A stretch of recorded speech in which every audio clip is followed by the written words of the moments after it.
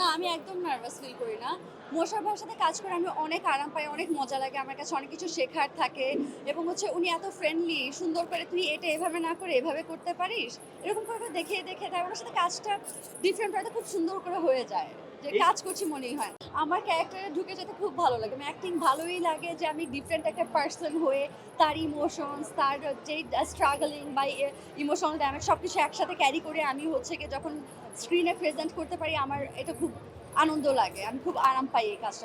Best of luck সাবিলা নূরকে এবং সাকিব খানকে। আমি আশা করি সিনেমাটা যাতে খুব দর্শকরা খুব ভালোভাবে নেয় এবং সবার জনপ্রিয়তা পায়।